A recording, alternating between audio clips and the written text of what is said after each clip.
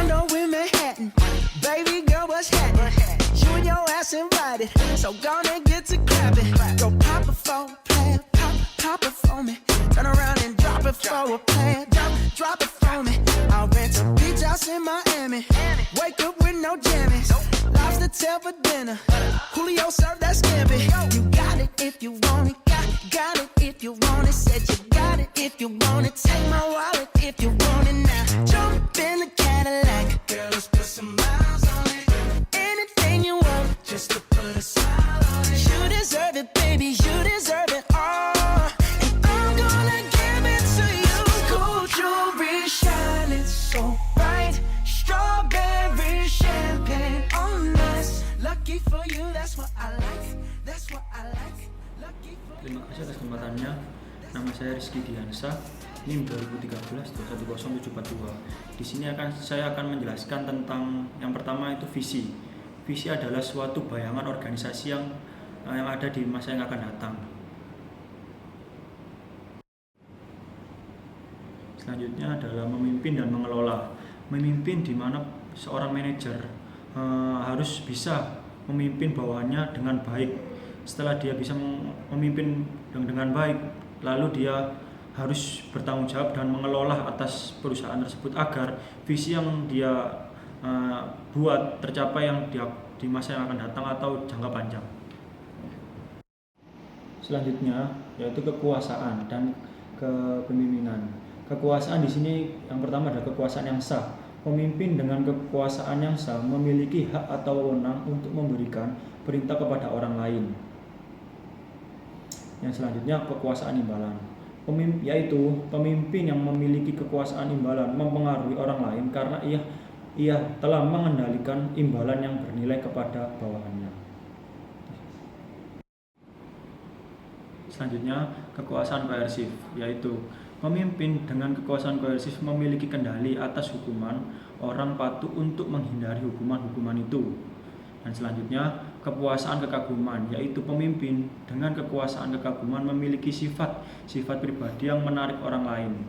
Dan terakhir kekuasaan keahlian, yaitu pemimpin yang memiliki kekuasaan keahlian memiliki kekuasaan pengetahuan tertentu, yaitu dengan orang-orang patuh karena percaya padanya, dapat belajar dan dapat mengambil keuntungan dan keahlian tersebut. Terima kasih atas kesempatannya. Assalamualaikum warahmatullahi wabarakatuh.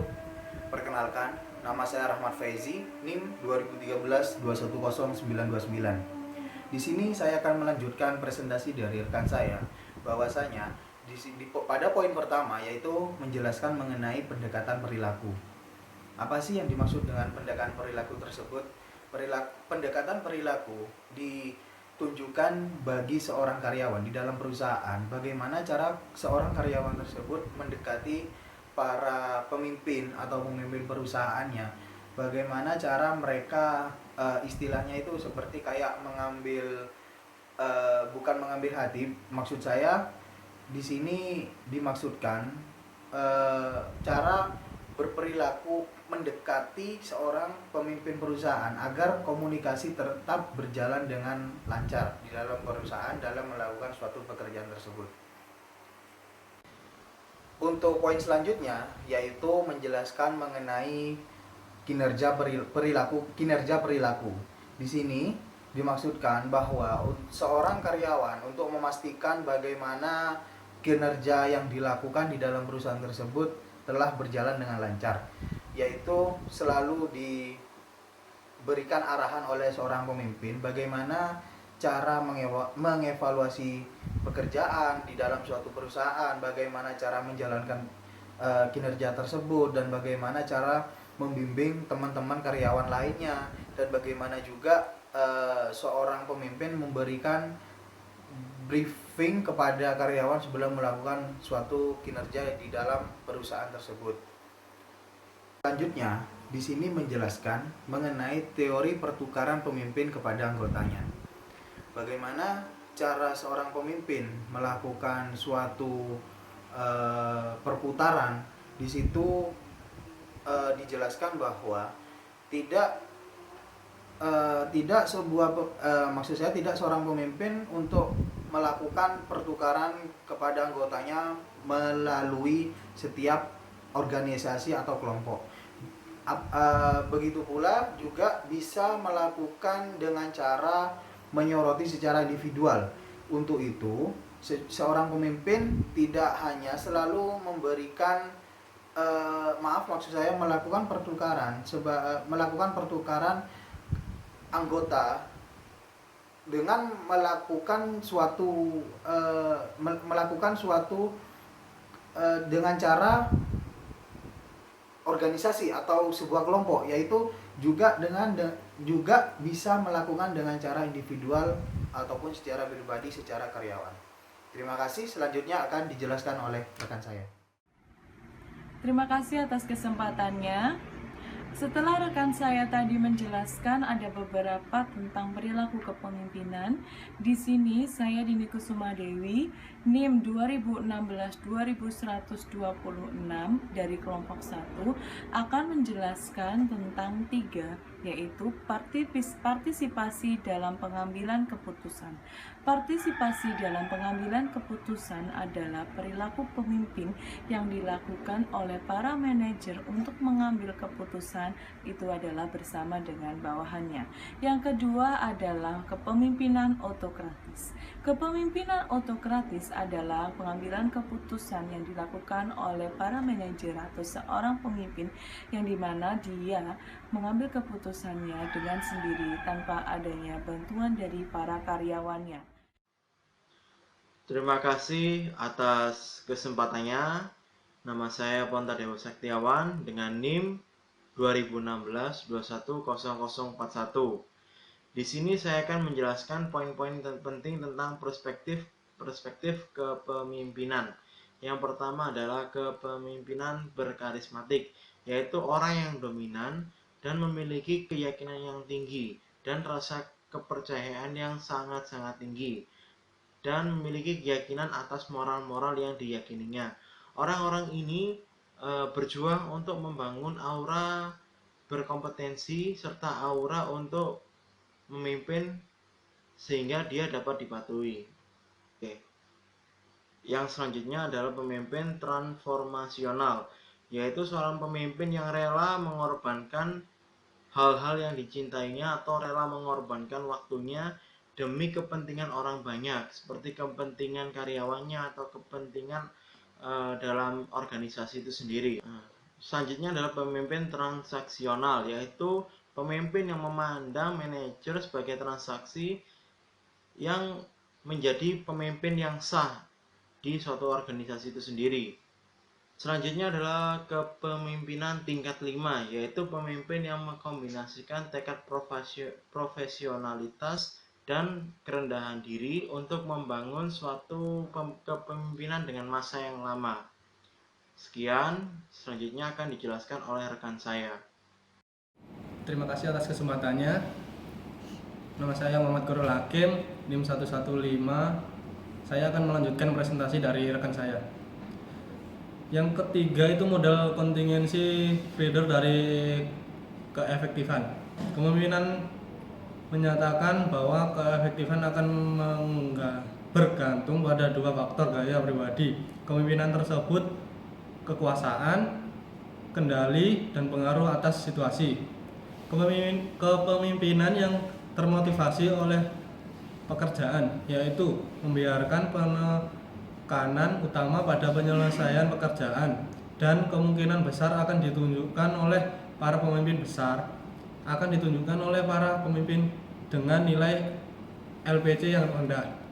LPC adalah least preferred coworker atau rekan kerja yang paling tidak diinginkan. Terus kepemimpinan yang termotivasi oleh hubungan, yaitu menekankan pada terjaganya hubungan interpersonal yang baik dengan kemungkinan besar akan berasal dari para pemimpin dengan LPC yang tinggi.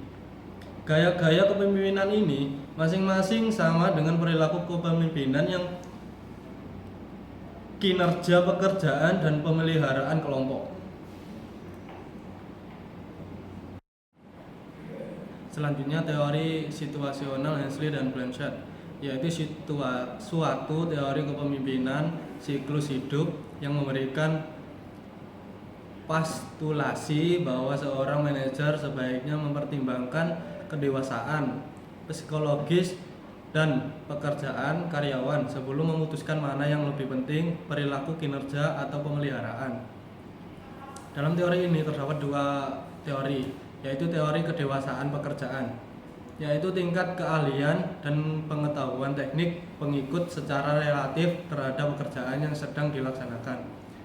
Yang selanjutnya, kedewasaan psikologis adalah rasa kepercayaan diri dan harga diri mengikuti yang memiliki tingkat kedewasaan yang tinggi akan memiliki kemampuan dan keyakinan untuk melakukan pekerjaan yang baik. Teori ini mengusulkan bahwa semakin dewasa seorang mengikut, maka semakin rendah kebutuhan kepemimpinan untuk melakukan perilaku kinerja pekerjaan. Terima kasih atas kesempatannya. Nama saya Agustinus dengan NIM 2016-220. Di sini saya akan menjelaskan mengenai substitusi kepemimpinan. Ialah faktor-faktor di lingkungan kerja yang dapat memberikan pengaruh yang sama seperti yang akan diberikan pemimpin kepada para karyawan. Konsep substitusi atas kepemimpinan tidak hanya sekedar menentukan usaha seorang pemimpin mempengaruhi keberhasilan atau kegagalan seseorang. Konsep ini juga memberikan ramalan yang bermanfaat dan praktis mengenai cara melakukan pengolahan lebih efisien. Yang kedua adalah pemimpin yang karismatik. Seseorang yang dominan, percaya diri, yakin akan kebenaran mengenai hal-hal yang ia percaya dan mampu membangkitkan rasa semangat dan berpetualang dari para pengikutnya. Dan yang ketiga ialah pemimpin transformasional, adalah seseorang pemimpin yang memotivasi orang untuk mengorbankan kepentingan pribadi mereka untuk kepentingan kelompok. Dan yang terakhir adalah pemimpin transaksional, adalah para pemimpin yang mengelola melalui transaksi menggunakan kekuasaan, sah, imbalan, dan koefisiennya untuk memberikan perintah dan menukarkan imbalan atas jasa yang diberikan. Sekian presentasi dari saya. Terima kasih atas kesempatannya. Untuk selanjutnya akan dilanjutkan oleh rekan. Terima kasih atas kesempatannya. Nama saya Taliana Filalita Juventia, NIM 2016-210-233. Di sini saya akan menjelaskan dengan pemimpin pseudo-transformasional adalah para pemimpin yang membicarakan perubahan positif, tetapi membiarkan kepentingan pribadinya mendahului kebutuhan para pengikutnya. Selanjutnya yaitu pemimpin pelayan, di mana seorang pemimpin yang melayani kebutuhan orang lain sekaligus juga memperkuat organisasi, di mana bagian individu yang ingin melayani atau memimpin orang lain dalam organisasi. Selanjutnya yaitu pemimpin penjabatan, di mana seorang pemimpin yang menjebatani sistem-sistem nilai yang bertentangan atau budaya-budaya yang berbeda. Selanjutnya yaitu kepemimpinan lateral, di mana gaya yang memungkinkan beberapa kolega pada tingkat hierarki yang sama diundang untuk berkolaborasi dan memfasilitasi pemecahan masalah bersama-sama. Anda sendiri tidak akan dapat memberikan solusi untuk setiap masalah, tetapi Anda dapat menciptakan proses secara kolaboratif. Sekian presentasi dari kelompok kami. Kurang lebihnya mohon maaf. Beban dan gua as a farmer man, yeah. Come tell them Ras Mohammed, from Indonesia, Naphtali, yeah.